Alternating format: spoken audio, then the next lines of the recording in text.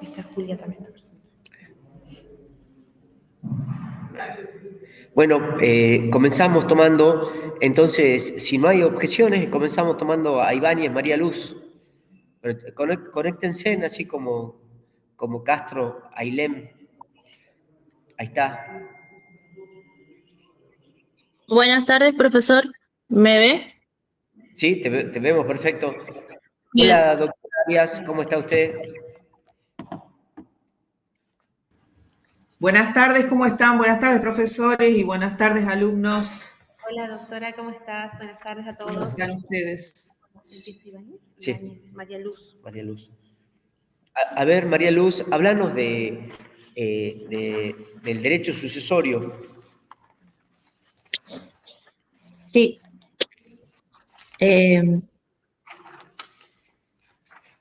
Disculpe, profe. Ya número 12 podría ser acá. Cambiar. Ah. Sí, esa es Sí. Ay, disculpe. Bueno, el derecho sucesorio, según el derecho internacional privado francés, por ejemplo, se rige por el derecho del lugar de la situación de los bienes, como los bienes que estaban, por ejemplo, en Francia, se aplica en derecho francés. Deben ser los artículos del código. Sí. ¿Sí?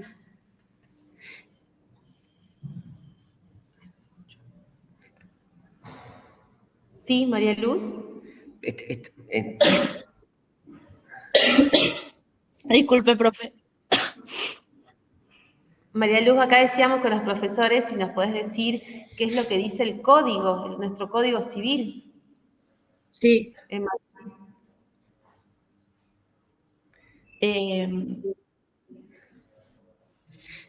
Es aquel que expone elementos, es aquel que expone elementos en diferentes espacios jurídicos. Listo, María Luz, nos vemos la próxima. Cuando uno pide también rendir antes que los demás es porque hay un compromiso con todos que vas a ver, ¿eh? Pero no, está muy mal. Así que por favor estudia mejor. Gracias, profesor. Pasamos. Aparicio.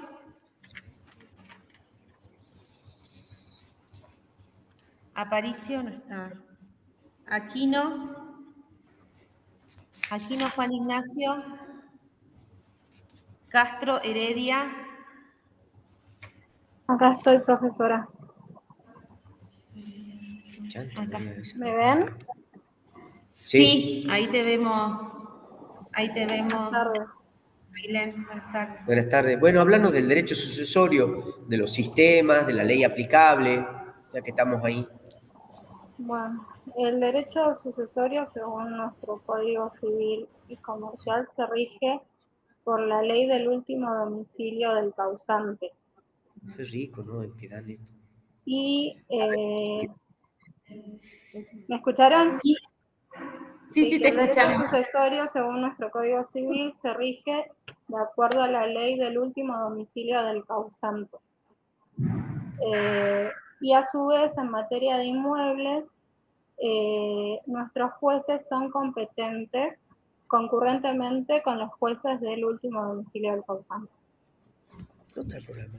Sí, pero nos tenés que hablar de los distintos sistemas que existen. Unidad, fraccionamiento, derecho interno argentino. Fundamentalmente la Bueno, unidad de fraccionamiento. sí, está bien. El derecho sucesorio, nuestro derecho sucesorio hace sobre el sistema de la unidad, ya que justamente se basa en el sistema, digamos, en el último domicilio del causante. No así en los tratados que se basa en el lugar donde están los bienes. El sistema de fraccionamiento es el sistema en el cual cada juez competente, cada uno de los jueces, del lugar donde están los bienes, y la repartición de los bienes sería de acuerdo al derecho de cada uno de ellos. Más o menos trate de explicarlo. Sí. Ailén, ¿y nos podías comentar el fallo del testador holandés? ¿Cuál es la importancia de ese fallo en derecho internacional privado? Sí, el fallo del derecho del testador holandés está relacionado con la teoría de las calificaciones, en el cual lo que se trata más que nada es a la holografía, qué calificación se le da a la holografía. En este caso, del testador holandés, la holografía sería un derecho de forma o un derecho de fondo. El derecho de forma era el derecho de si la holografía era un derecho de forma, se trataba el derecho francés, y si la holografía se regía por el derecho de fondo, sería un Muy bien. caso Ailén, que sería... Muy bien, Ailén. Bueno, sí. Bueno, yo la conozco a la doctora Arias y también piensa que está muy bien, así que no se equivocó nada. ¿Ah? No, bueno. Ailén, en mi opinión tenés 10. Si hay alguien que se oponga, levante la mano. no saben lo que me agradezco, profesores, porque esta es mi última materia, así que con esta me recibo. Así que les agradezco. Me costó muchísimo, sinceramente, me costó mucho la materia, pero me alegra mucho lo que me dicen y bueno, nada, gracias. Bueno, doctora, la felicitamos, doctora Castro Heredia. Sí. Muchas Felicitaciones, gracias. felicitaciones, doctora. Gracias, doctora. La verdad que aprendí muchísimo de ustedes y me obligaron a esforzarme a aprender la materia, pero muy agradecida de lo mismo porque, bueno, va a ser de lo que voy a trabajar a partir de ahora. Bueno. Muchos éxitos. Muchas gracias. Mucha suerte. Sí. Gracias. Sigue con Palonier. Agustín. Palerieni. Buenas tardes, Ahí. profesores. Sí. Ahí está. Hola, Agustín. ¿Cómo están? Buenas tardes, ¿cómo le va? Bien, gracias.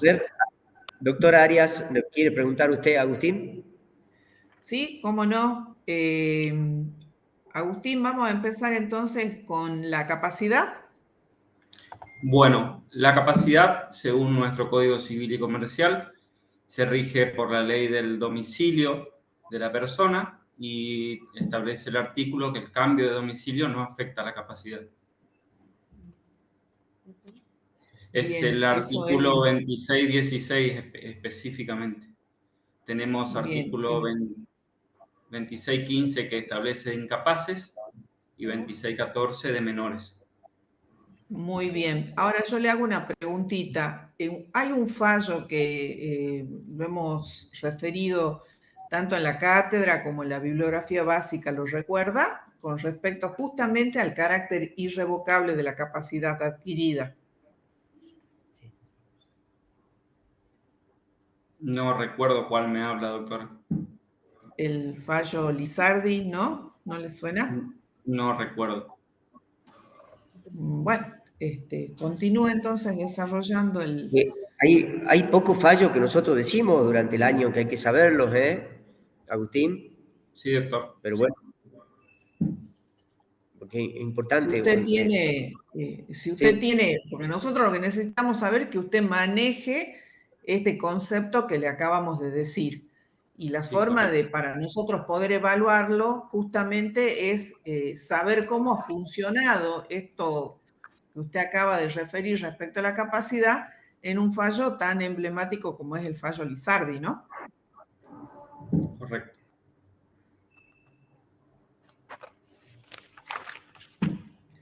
A ver, maneras, vamos al tema de los menores, Agustín. Bien. El Código Civil y Comercial establece que la capacidad para menores se rige por la ley del domicilio de sus representantes legales. A su vez y al lado está el artículo de los incapaces, que el Código Civil y Comercial introduce una innovación con respecto al domicilio de los representantes legales o de los tutores, y establece también, se le da importancia al centro de vida de los incapaces. Según leí por el ejemplo de si sus tutores o sus representantes legales mudan el domicilio y los incapaces no tienen la obligación de mudarse también con eso. Sí. Y háblenos del tema de la sustracción y restitución de menores.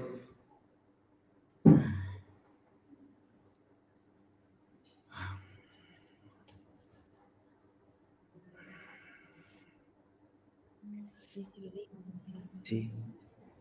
¿Viste vos, no sé? Qué interesante. Tiene que ver con el domicilio del tutor. Decile que le diste. Sí, Agustín, y eso lo dimos en clases, ¿te acordás que vimos unos fallos y tiene relación con lo que vos estás hablando acerca del domicilio, ¿no es cierto?, del menor y todo lo que se discute con relación también al tutor. Sí, ¿No recordás la relación? Bueno, Agustín, te somos honestos, cuando no le contestaste a la doctora el caso Elizardi, ahí ya como que tu examen empezó a navegar por aguas turbulentas. Y ahora bueno, te pedimos que pegues una estudiada, ¿ah? Muchas gracias. Bueno, no a vos, Agustín. Ahora necesitamos que...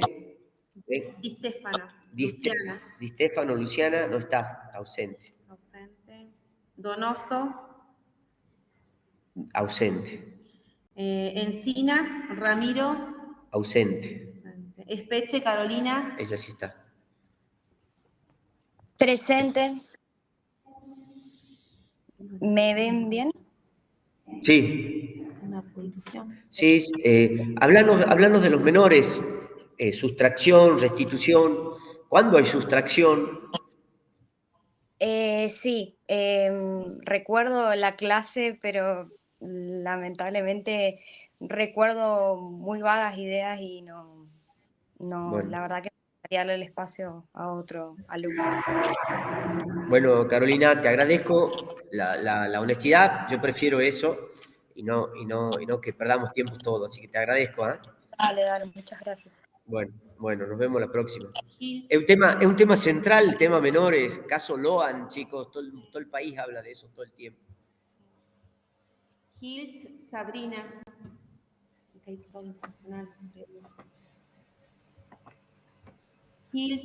Sabrina. Sí. Hola, buenas tardes. ¿Me escuchan? Sí. No sé si se me ve. ¿Se rindió? Sí, Hilt no me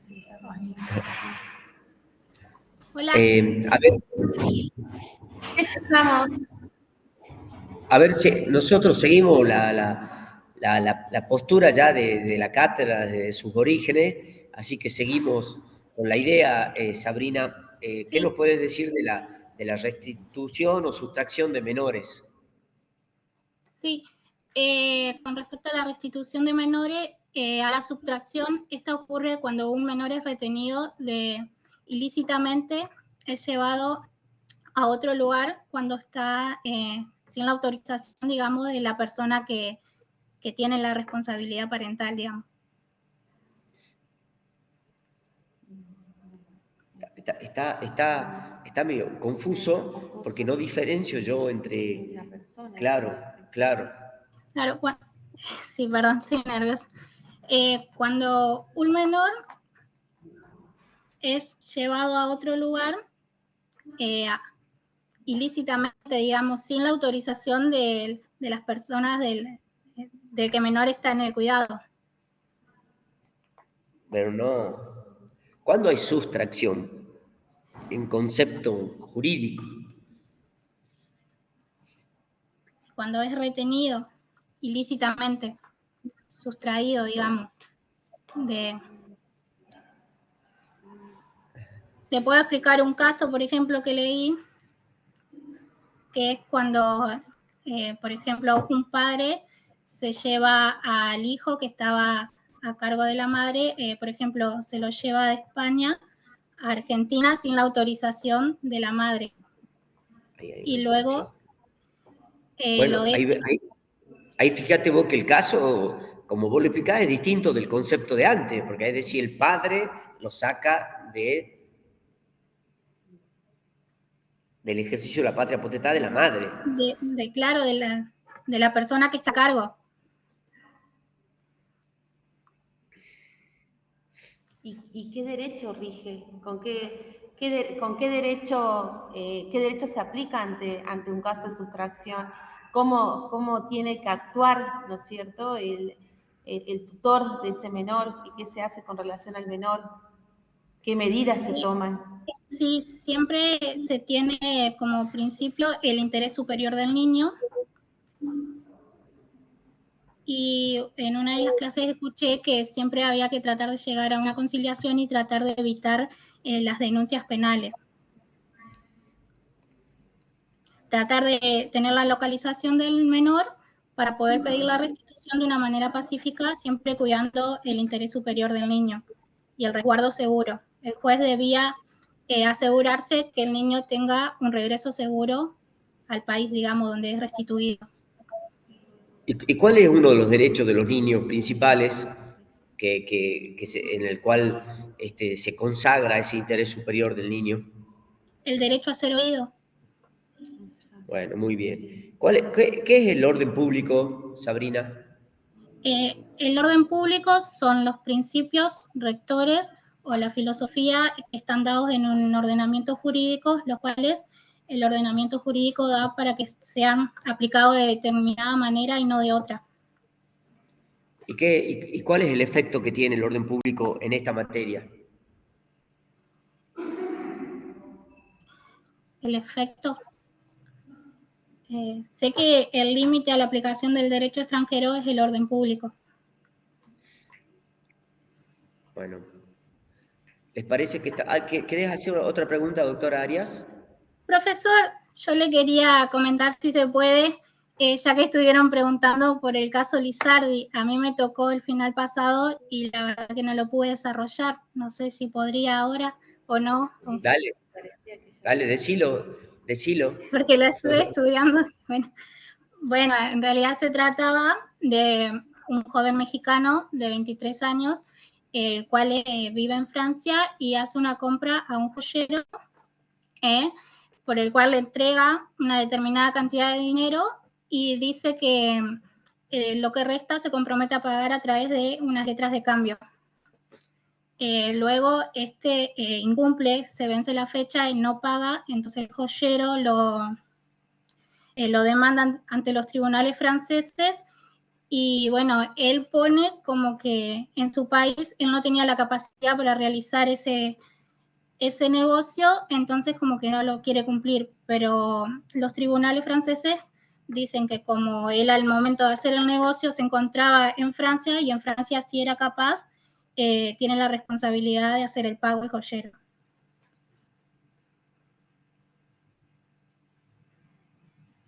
Hola. Bueno, sí, ¿Me escuchó? Sí, perfecto.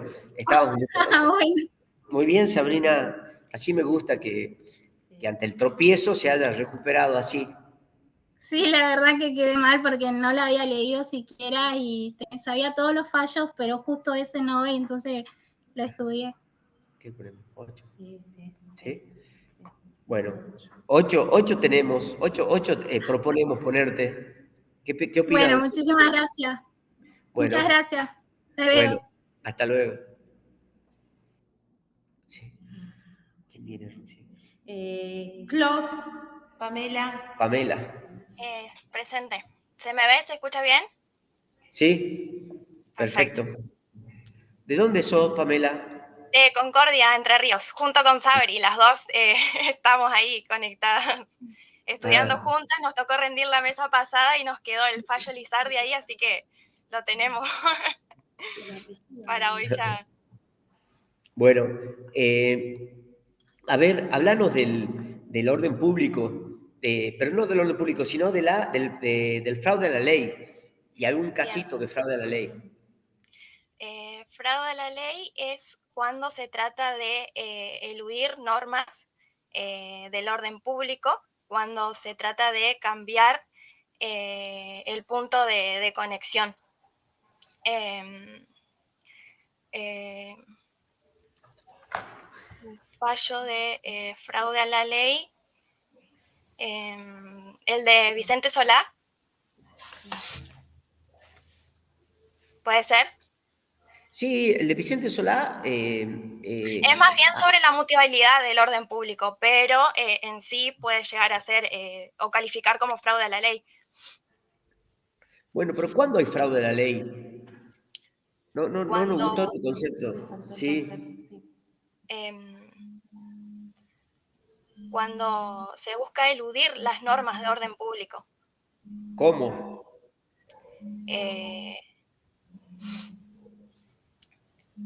Cambiando el punto de conexión. Claro, le falta un poco de sal a ese concepto, Sí. ¿no? Porque ¿sí? Siempre decimos lo mismo, ¿no? También el ejemplo que siempre ponía el doctor Robinson Rodríguez, yo me voy a México, me pongo novio con una mexicana y me caso en México. Se cambié el punto de conexión, eludí norma de orden público nuestra, pero no hay fraude en la ley, porque me fui a trabajar allá, estoy viviendo allá, y entonces le falta algo al concepto de fraude en la ley, hay un concepto de ardid, de engaño. Claro. A ver. Claro, la actividad, digamos, se la realiza dolosamente con la intención de cambiar ese punto de conexión. ¿Y por qué existe la intención de cambiar el punto de conexión? Para beneficiarse. Ya sea, puede ser... Entonces, a ver, tratemos de ir un poquito más claro. O sea, usted está dando un examen... Estoy un poco nerviosa, pero sí entiendo lo que van. Yo también me pongo muy nerviosa cuando tengo audiencia, pero tengo que hacerlo de la mejor manera posible, porque si no pierdo el juicio. Si no sabrá el doctor de esas cuestiones. Entonces, ¿cuál es el concepto de fraude a la ley? Y concretamente, ¿para qué se incurre en una cuestión de fraude a la ley? Que usted lo ha dicho como medio suelto. Tratemos de armar un concepto, porque es un examen final y es importante saber si usted entiende ese concepto. Claro. Por ejemplo, la característica del fraude a la ley es que la actividad se la realiza de manera voluntaria, es una actividad maliciosa, se trata de defraudar una norma coactiva, es decir, no una norma que sea supletoria, y existen clases de fraude a la ley, como es, por ejemplo, la expectativa cuando se trata de eludir una consecuencia futura, también puede ser contemporáneo cuando se trata de evadir una consecuencia momentánea, o también puede ser el fraude a la ley sobre retrospectivo, sobre una cuestión, digamos, del pasado.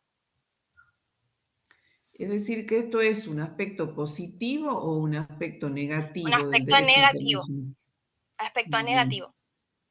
Y también entra o califica como uno de los límites de la aplicación del derecho extranjero. Sí. Bien. ¿Y cuál sería el fallo que uno iba a desarrollar para explicar concretamente un caso específico de fraude a la ley? El de Vicente Solá, que nombré. Este es su momento, yo ahora ya no, o sea, preguntas no. Pensé que hacía referencia a otra cosa. Bueno, en el fallo Vicente Solá, por ejemplo, es un matrimonio celebrado en Argentina, que luego uno de ellos se casa, digamos, en otro país. Entonces estaría eludiendo las normas de orden público y luego fallece y la sucesión, digamos, califica el matrimonio anterior, el realizado en Argentina, como un divorcio vincular. Entonces, se sostenía, digamos, que no estaban casados concretamente para que pueda suceder la contrayente argentina. ¿Y cuál había sido la alteración ahí del fraude a la ley? El cambio del sujeto fáctico. ¿Cómo? No le entiendo. Digamos, el matrimonio fue realizado en Argentina, ¿bien? Después esta persona viaja a otro país y se casa, contrae matrimonio en otro país. Entonces ahí se está eludiendo la norma de orden público porque en Argentina no está, digamos, vigente o no se regula la poligamia. ¿Me explico? No se admite la poligamia. Claro, no se admite, no está regulada. Ah. Bueno, y en Vicente Solá, ¿qué es lo que dijo la Corte ahí? Justamente lo del divorcio vincular. Claro, pero ¿por qué el fallo Vicente Solá lo utilizamos para ejemplificar que el orden, no, lo dijo la Corte, no es que lo utilizamos, de que el orden público es mutable? No es inmutable, sino no, digamos, no califica en inmutabilidad, sino que es relativo. Ajá. El orden Hace público, referencia a eso. no, pero el orden público es mutable o no. Yo tengo entendido que sí, porque el origen de la ley, digamos, la naturaleza de la ley lo es. No, pero eso no es el motivo. ¿Por qué el orden público es mutable? Porque es relativo, digamos, a cada ordenamiento. Bueno, sí, pero bueno, y en Vicente Solá, ¿qué dijo la Corte, Pamela? ¿Cuál fue el hecho? ¿Cómo cuál fue el hecho? Claro, ¿cuál fue el hecho? Disculpen los ruidos, profesor, pero está justo mi vecino. No se escucha nada. Ah, No está se escucha perfecto. nada. Sí. En la Corte, en Vicente Solá, pasó un algo que la Corte le dio validez al segundo matrimonio, ¿sobre la base de qué? ¿Qué había pasado en ese caso? No recuerdo bien, profesor. Claro que volvemos a lo mismo. Nosotros, no son más de 6, 7 fallos que son centrales, ¿viste? Además, tampoco nos estás diciendo con exactitud por qué el orden público es mutable. Yo lo estudié porque es relativo. Lo tengo así entendido porque es así. ¿Cuándo una disposición es de orden público? ¿Cuál es el efecto? Empecemos del principio. De orden público son las normativas que se deciden que las soluciones se den de determinada manera y no de otro, como lo es, por ejemplo, el caso de los inmuebles en una sucesión situados en el país. Se tiene que regir por ejemplo, va a ser competente el juez de la Argentina. O sea, se decide que sea de determinada manera y no de otra. ¿Y cuál es pero bueno, entonces ese orden público decimos que es mutable. ¿Por qué es mutable? No sabría responder por qué es mutable. Claro, en el fallo, como dijo acá la profesora, está la respuesta, pero es central, porque es mutable de una época a otra. Es Claro. mutable de un tiempo a otra, sí, pero no estás diciendo. Claro, Antes, yo entiendo, con relatividad lo entiendo así, por el paso del tiempo. La palabra relativo yo no la encuentro, andamiaje acá. Bueno. Sí. Acá fíjate vos, Pamela, que el matrimonio hasta el año 1985, ustedes no habían nacido, pero estamos hablando de ayer en la historia, el matrimonio era indisoluble y eso era de orden público y eso cambió, ¿no es cierto? Sí, Y igual cambió un ejemplo también podría ser la adopción, que antes no estaba regulada y hoy en día sí, por eso muta. Sí, pero bueno, hay muchos otros ejemplos, pero no lo dijiste, y fundamentalmente en el fallo Vicente Solá es donde la Corte tiene la oportunidad de decir que además también hay un fallo que de la Corte de Salta, mirá si no es importante. Pamela, me parece que tenés que pegar una repasada. No, una pregunta más, profesor, por favor. Estoy un poco nerviosa, hay ruido de mis vecinos, pero una pregunta más, se lo pido, por favor. La verdad que me gusta mucho la materia, sí estoy un poco nerviosa y entiendo que por ahí no me estoy dando a entender bien, pero estudié. Sí, pero fíjate vos que tenemos que ser justos y me parece que está entre los fallos centrales que tenés que ver, ¿sí? Pero está visto el fallo, profesor. Perdón, creo que no me estoy dando... No. Perdón, voy a intervenir un minutito en esto porque me parece que es sumamente claro. El orden público es un tema central. El fraude a la ley es otro de los temas centrales. Usted no lo maneja a ninguno de esos dos temas. Entonces, no me puede decir usted que mutable y variable o relativo es lo mismo porque no es lo mismo. Justamente lo que se trata de determinar es que no son conceptos iguales y es lo que usted no puede distinguir porque no lo sabe. Por eso no lo puede distinguir. Y sabe cómo lo va a saber estudiándolo un poquito más. Y son temas muy, muy importantes porque es de la parte central de la materia. Y aparte le va a servir para el resto del ejercicio de su profesión tener muy en claro cuál es la imperatividad de las normas que configuran el orden público. Sí. Bueno, Sí, pero... bueno, Pamela, coincido en todo con lo que dijo la doctora Arias. Sos casi colega nuestra, así que esperamos que le pegues una estudiadita más y gracias. ¿Ah? Pasamos Bueno, gracias. Nos vemos la próxima entonces. Nos vemos la próxima, Por Pamela. favor, sí, sí. Martínez Agustina. Presente. ¿Se me ve? No. No. No te vemos. ¿Ahora sí? Ahora sí. Sí, ahora sí. ¿Cómo estás, Agustina? Bueno, Agustina, hablamos del fraude a la ley, concepto y la mutabilidad del orden público y fallo Vicente Solá.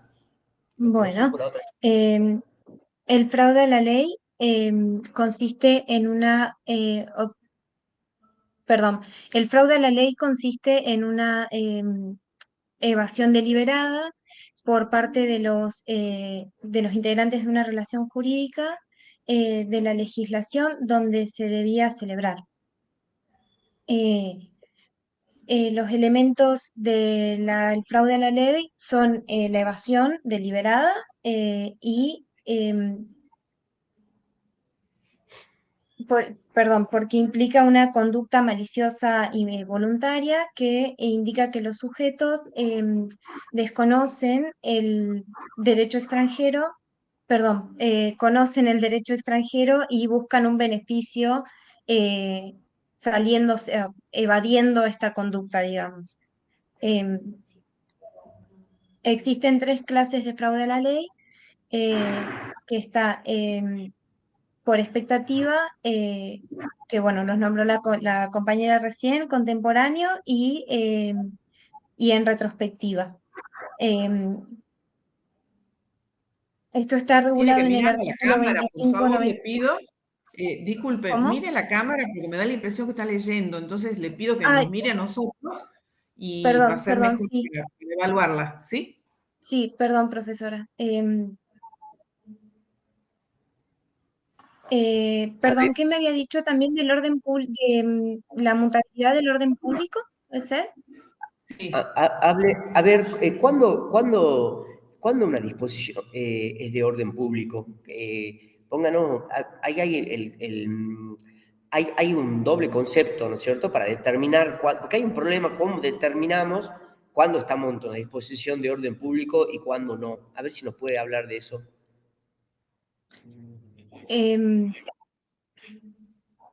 Existen 2 órdenes públicos, digamos, que puede ser el interno y el internacional. Pero esa no es la pregunta del Existen profesor. 2 corrientes, perdón. La pregunta es determinar cuál es la... ¿Está leyendo parte? Le iba a decir que existían 2 corrientes, la monista y la dualista, donde la monista del orden público habla de algo como único y la dualista distingue entre el orden público interno y el orden público internacional. ¿La dualista cuál es? Defínalo. La dualista distingue entre el orden público interno e internacional, que es dentro del país, y el internacional está relacionado con las leyes extranjeras. Bueno, pero no lo explica. Entonces, ¿cuál es el efecto de uno y cuál es el efecto del otro? Sin perjuicio de señalar que, como dijo la doctora Arias, no es la pregunta que yo había hecho, pero vamos hacia ahí. Disculpe. Mire a la cámara, Agustina. Perdón, estoy muy nerviosa. Hace muchos años que no rendí un examen oral Sí, pero y menos mirá, y pido mil mirá, disculpas. escúchame, Agustina, yo soy el alumno y tengo que demostrarte a vos que no estoy leyendo. Mirá cómo te miro a la cámara y te digo que nos tenés que distinguir cuál es el efecto del orden público interno y cuál es el efecto del orden público internacional. Mirándote así a los ojos ahí. Ok. Te pido que hagas eso, porque nos pone muy mal pensar mal. Dale. Pido perdón. Yo creo que el orden público internacional puede ser distinto al orden público interno. Por eso existen dos tipos. A veces en un país algunas cosas, Cambió de manera. perdón.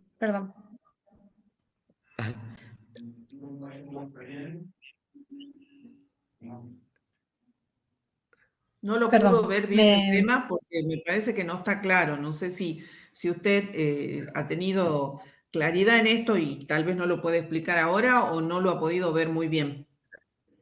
No, lo tengo claro, pero por ahí la verdad es, ya le digo, Bueno, me como, estoy mareando un poco con los conceptos, creo, y bueno, no voy como a, la no voy a doctora, mentir al como la doctora respecto. Aria le dijo a la otra alumna, esto es central, no es que estamos preguntando el efecto del fideicomiso financiero internacional. Así que le Sí, rogamos que entiendo. vuelva a estudiarlo, ¿ah? Por favor. Bueno.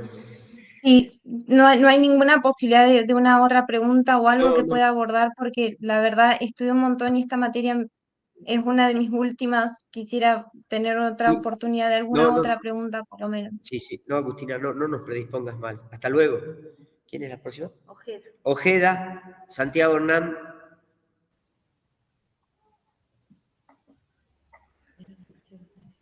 Una de las últimas. Disculpe, profesor, ¿ahí me veo o no? No. Ahora, buenas tardes. Ahí está. Ahí lo vemos. ¿Vas a rendir, Santiago? ¿Sí? Ah, bueno.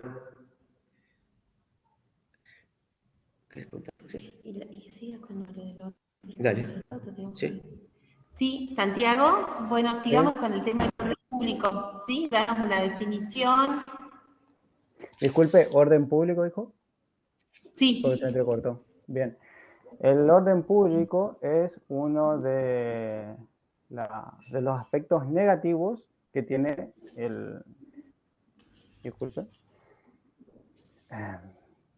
que tiene la aplicación del derecho extranjero. El orden público serían los fundamentos fundamentales de una comunidad, de su ordenamiento jurídico. Sí, mira la cámara. Santiago, mire la cámara. Es fácil mirar la cámara, sí se mira. ¿Ahí me ve? Sí, así sí. Ahí quédate. Perdón, disculpe. El orden público serían los principios fundamentales de una comunidad en base a su ordenamiento. Eso está mal. Ya estoy de mal humor ya. Está mal porque principios fundamentales de una comunidad, ¿qué será? Las fechas patrias. No, por ejemplo, un ejemplo sería en el caso de un matrimonio extranjero, va a ser nulo porque el orden público internacional de la Argentina establece una serie de impedimentos que sería, por ejemplo, perdón, es que me puse nervioso, profesor, disculpe. No, Santiago, no, mirá, tiene razón. Sí, igual te pido disculpas porque me enojé un poco, pero igualmente no está bien lo que estás diciendo. Prefiero que vuelvas a rendir, ¿ah? Sí, perfecto. Bueno. Tiene toda la razón. Bueno, no, vos disculpanos, pero ¿quién viene ahora? Sánchez. Perfecto. Muchas gracias. ¿Sabes lo que pasa? Nosotros creemos en la buena fe de la gente, no es tu caso, Santiago, pero cuando uno empieza a ver que se nota mucho, pues chicos, se nota mucho. Y yo recién estaba distraído, si no, la otra área, no nos damos cuenta del alumno anterior. No hay nada en contra tuya, Santiago. Sí, lo sé, Nos ven. yo también me pido disculpas porque me tensionó mucho el ambiente también, como que se notaba con los casos y el ambiente me No, eso no te tiene Discúlpame. que tensionar, eso como dice la autora Aria, los abogados vivimos bajo una tensión. Sí, Eso sí, es parte de tal la cual. formación. Hay que salir. Pero Si justo vos- en este momento me afectó y la verdad que digo, no puede ser. no me chamullé. Si vos supieras, me estarías tapando la boca y hablándome del orden público internacional, nacional, el orden de los efectos. Así, eso es así. Si me permite, le voy a sugerir algo. ¿Sí? Sí. La bibliografía básica de la cátedra es el libro de la doctora Liliana Rapalini. Yo, como les digo siempre a los alumnos, este es el momento donde ustedes tienen que brillar, exponer y convencernos a nosotros de que efectivamente ustedes a la materia la saben, ¿sí? Acá hay muchísimo para hablar y yo noto que el desarrollo del examen es como un telegrama. Esto no es un telegrama, ¿sí? Usted tiene, como le digo, las clases que nosotros dejamos grabadas y aparte tiene el libro. Entonces usted puede desarrollar tranquilamente un tema tan central de la materia como es el orden público. Y no solo de la materia, sino de la carrera nuestra. O sea, nosotros los abogados no podemos prescindir de las características del orden público, porque es un límite de la voluntad de las partes en el ámbito privado.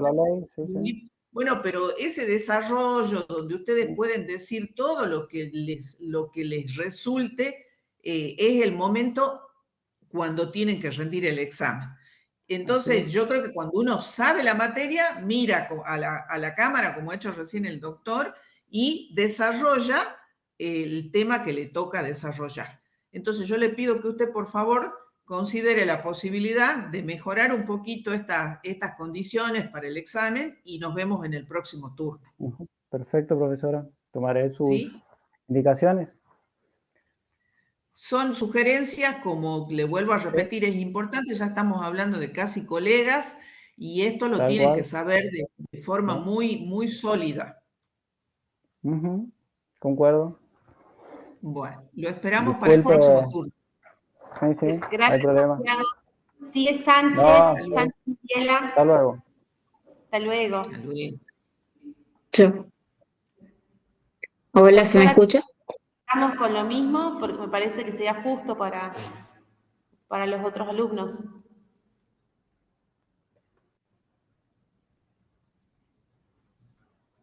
¿Se me escucha? Hola. Sí, ¿Se me ve y se me escucha? Sí, el orden público es el tema. Bueno, el orden público es el conjunto de principios o ideología que hacen que un ordenamiento sea de determinada manera y no de otra. Puede ser mutable, como por ejemplo en el caso del matrimonio, que antes no era aceptado en la Argentina, luego fue. Entonces, por ejemplo, si yo... ¿Cómo? El matrimonio siempre estaba aceptado. Perdón, la disabilidad, cuando se querían divorciar, perdón, cuando eran divorciados y se querían volver a casar, perdón.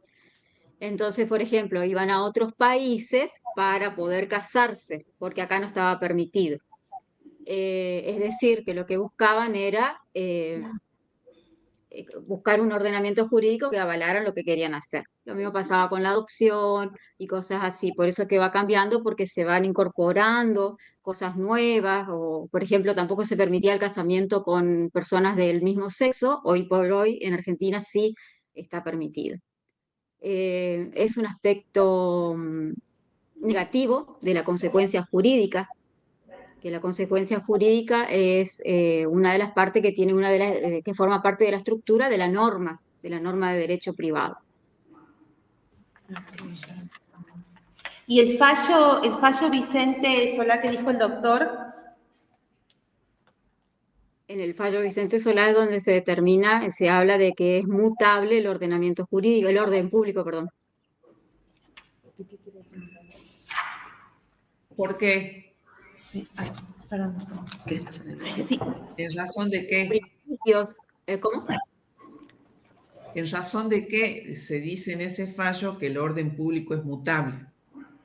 Porque las ideologías, la filosofía de un ordenamiento va cambiando.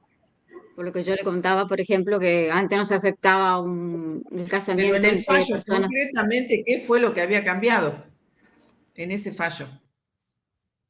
El tema del matrimonio, que no estaba permitido casarse cuando estaban divorciados. Estas personas fueron a otro lugar a realizar el matrimonio, justamente ¿cómo es? Para avalar esa situación que estaban haciendo, digamos. No, no, no. Mariela, me parece que tienes que volver a estudiar, por favor. ¿Ah? Son conceptos muy precisos. Falta.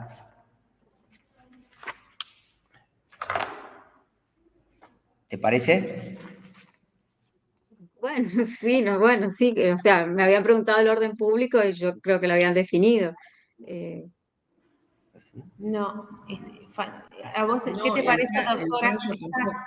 Al principio, exacto, faltó también cuando diste el ejemplo que diste sobre orden público, también al principio la doctora te corrigió, te dijo en qué estabas dando mal el ejemplo. Sí, porque yo había dicho del matrimonio, sí, es verdad, y yo era cuando no era permitido el divorcio, o sea, las personas que estaban divorciadas no estaba permitido que se vuelvan a casar, sí, yo me confundía y sí, pero creo que la definición la había dado bien.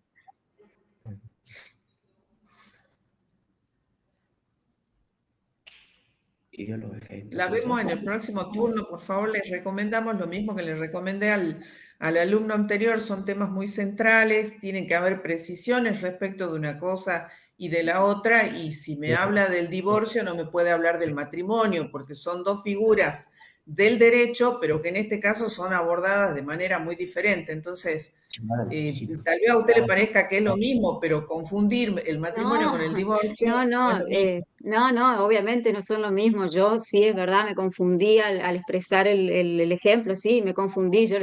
Yo convencía que le estaba hablando de que al estar divorciado no se podían volver a casar. Yo utilicé mal la palabra, sí, reconozco. Sí, usted me corrigió, ¿verdad? Bueno, El Mariela. fallo tampoco lo maneja, no está bien lo que está diciendo usted respecto al fallo de Solá. Mariela, y si me permitís, doctora Arias, Mariela, cuando vos comenzaste y diste tu concepto, ¿no es cierto?, sobre el orden público, también lo que acá comentábamos con el doctor, falta más tecnicismo, o sea, jurídico, ¿no es cierto?, son casi abogados, está faltando, y como dice la doctora, no manejás el fallo. Claro. No, bueno, pero el concepto era lo que habíamos dado en clase, que decía que era con puntos de principio que hacen a la ideología o la filosofía de un ordenamiento jurídico. Ese era el concepto que habíamos visto en clase. ¿O no? ¿Y qué más? Claro, pero quedó ahí nomás. Sí, bueno, claro. ¿Por qué? Bueno, después yo lo relacioné, que había dicho que era un aspecto negativo de la consecuencia jurídica. Bueno, bueno, sigamos con el examen. A ver, ¿qué es lo que dice el fallo de la Corte de Justicia de la Nación, Vicente Solá? Bueno, yo lo que le había dicho a la profesora es que habla de que el ordenamiento jurídico es mutable, de la mutabilidad se determina. No, obviamente el ordenamiento jurídico es mutable, pero estamos hablando de otra cosa. Pero ¿qué es lo que había pasado en el caso Vicente Solá? ¿Cuál era el caso que tuvo que resolver la Corte? De dos personas que habían contraído matrimonio en otro país. Una de ellas estaba divorciada. Y eso no estaba permitido en este país, porque no se podía casar estando divorciado. ¿Y? Sí. Bueno, Mariela, como acá me dice, falta un contexto histórico, falta países, en qué país se había celebrado el matrimonio, dónde se celebró el segundo matrimonio y qué es lo que había pasado, ¿sí? se presentó la segunda viuda a reclamar una vocación hereditaria, entonces ahí la Corte, ¿qué se había resuelto en primera instancia? ¿Qué se había resuelto en segunda instancia? Gracias, Mariela. Igual está bien pelearlo al examen, pero me parece que no nos convences que sabes. Hace falta un esfuerzo. ¿Puedo quedar a escuchar los otros exámenes? Obvio, son todos públicos, siempre es así. Bueno, Silva. gracias. Adiós, hasta luego. Silva, Sergio. Sergio César.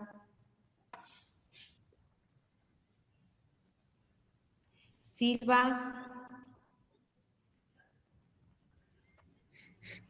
Chicos, también hay que estar medio atentos cuando le toca a cada uno. Después de Silva, ¿quién viene? No, Villordo, que lo veo que no está. Y ya está. ¿Ya está? Sí. El último. Ahí está. Ahí está. Ahí está. Silva. Hola, buenas tardes. ¿Me ven? Sí. Ahora te vemos. Sí. Buenas tardes, doctoras. Buenas tardes. Sí, no, ya que seguimos en la misma unidad, para que nos hable del orden público, el fraude de la ley, y nunca hemos llegado tampoco a cómo se determina cuándo una disposición es de orden público. Háblenos del orden público. Bueno, el orden público es un conjunto de principios que hacen a la ideología e idiosincrasia de un ordenamiento jurídico. Dentro de la consecuencia jurídica de la norma indirecta, corresponde a un aspecto negativo.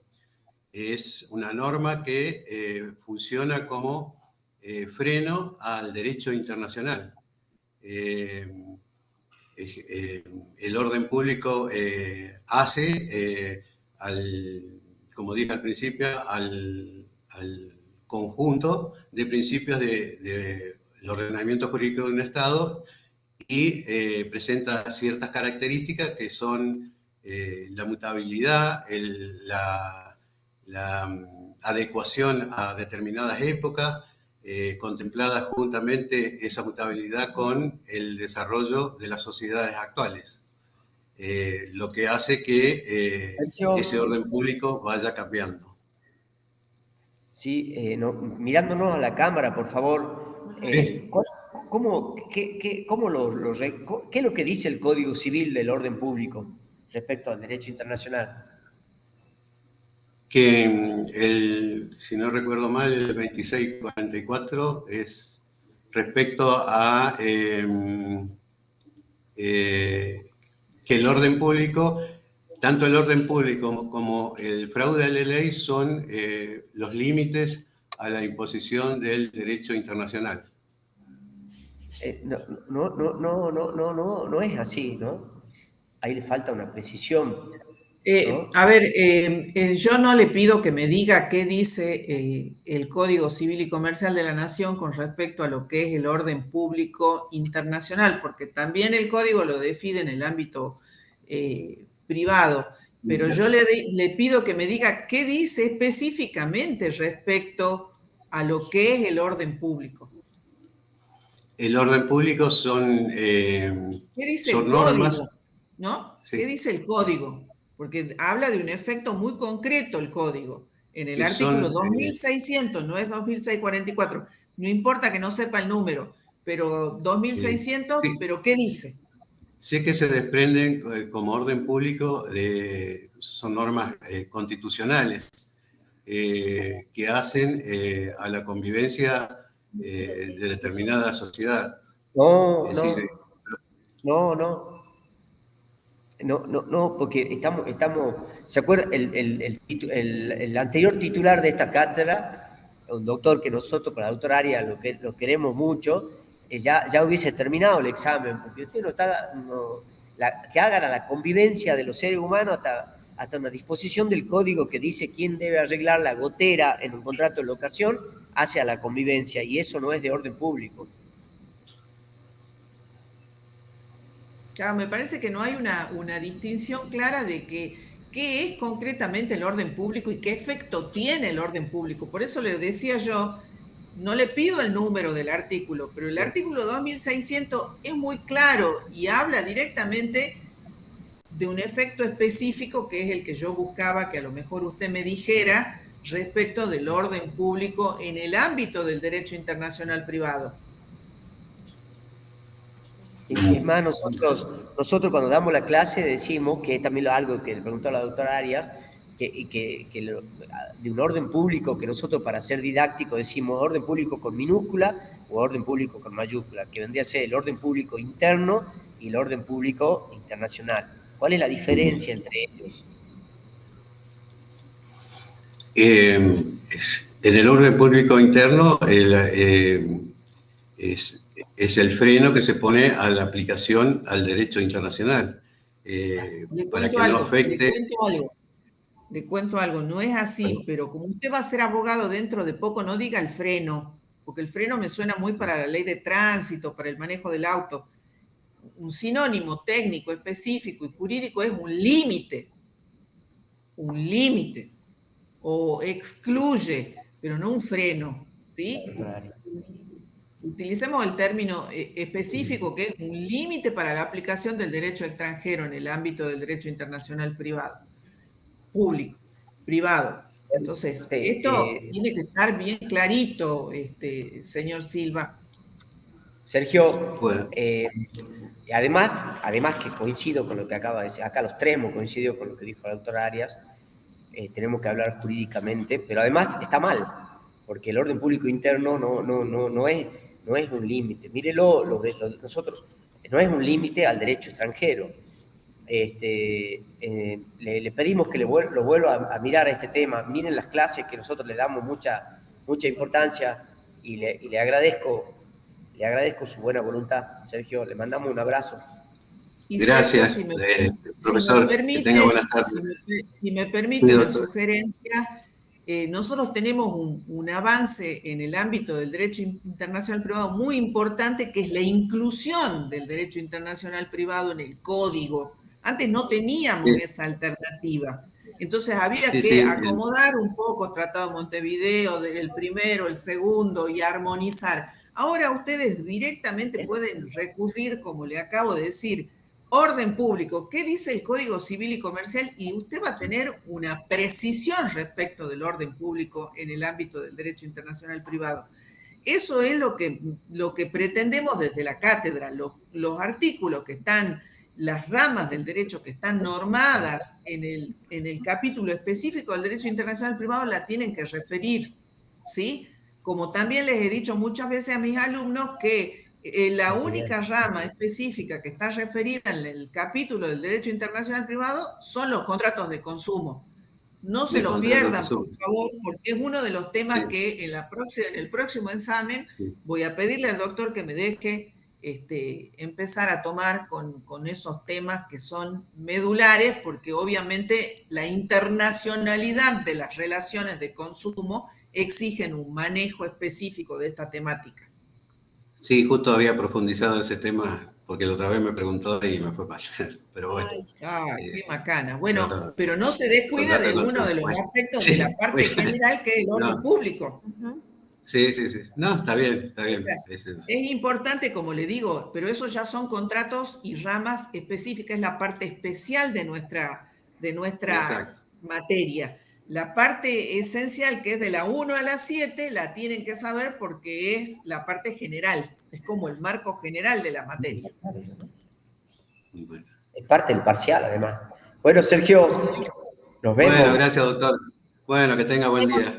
Hasta luego. Nos vemos en la próxima, seguramente con éxito ya.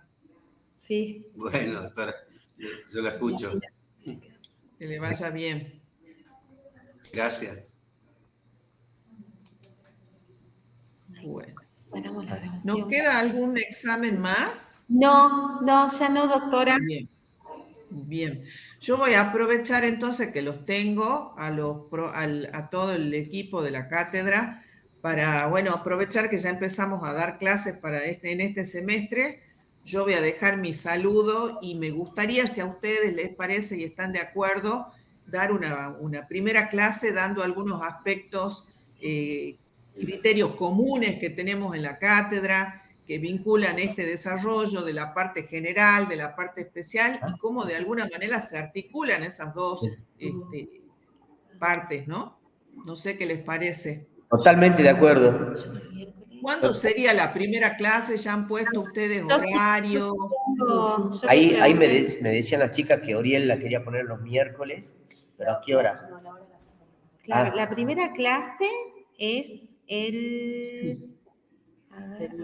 Las clases comienzan el 5 de agosto, se habilita la plataforma. Ese para poner el mensaje de bienvenida y demás. Ahí ponemos el saludito y toda la historia. Exacto, exacto. Y el 12 de agosto ya empezamos con las clases sincrónicas. Bueno, si les parece, yo arranco el 12 de agosto dando los aspectos generales. Sí. O ya tienen programado ustedes, como quieran. No. No programado nada. Entonces vos, Julita, vos larga con lo que vos decís, con el saludo, las cuestiones generales, todo lo que estás diciendo acá. Nosotros los martes dábamos, ¿no? O sea, no quiere que... los lunes dábamos. ¿Los lunes a qué hora? Sí. Los lunes, tenés razón. No. Lo que tenemos que arreglar acá es con Oriel el horario. Bien. Bueno, coordinen tranquilos, yo me adapto, claro. Esa clase, y yo también estaba mirando hacerle un retoquecito al programa, medio volviendo a Rapalini, ¿viste? Porque yo veía, por ejemplo, ahora auxilio de menores, todo está perdido en persona física, y me parece que requiere una unidad especial, ¿viste? Había dicho sí, también lo que restitución de transporte. Sí, vos decís que agreguemos algunos temas en menores. Sí, como era el programa antes, que es, está adecuado a, ¿cómo se llama? A Weinberg, y ahí se pierden algunos temas como el de protección de menores y también algunos delitos de penal internacional que queríamos poner, bienes culturales. Trata, ¿viste? Íbamos a hacer un enfoque por ahí en trata. Sí. Hacer que vamos a hacer un retoque, pero nosotros nos encargamos de eso, vos metele a la clase inaugural, que es el 12. ¿El 12? Sí, el 12, sí. No, mira. Porque el 5 es el saludo de bienvenida en la plataforma y el 12 empieza la clase, la primera. Pero ¿quién da el saludo de bienvenida? Sí, hay que poner he recibido el mismo correo también que me decían eso, lo que dice Roxy, y en todo caso yo el 12 de agosto doy aspectos generales, que son todas estas cosas que le venimos diciendo a los chicos, a los alumnos, porque hay algunos que no son tan chicos, a los alumnos que efectivamente me parece que no hay claridad con respecto a eso, y tampoco que es suficiente que escuchen la clase, porque la clase es una orientación, un reforzar, pero lo que ellos tienen que saber es que tienen que desarrollar el examen. Vos viste que en general, a salvo algunas excepciones, tiende a ser medio telegrama, y yo creo que hay que hacer un desarrollo, donde después de ese desarrollo uno empieza a preguntar. Sí. Que viste que también pasa con el desarrollo,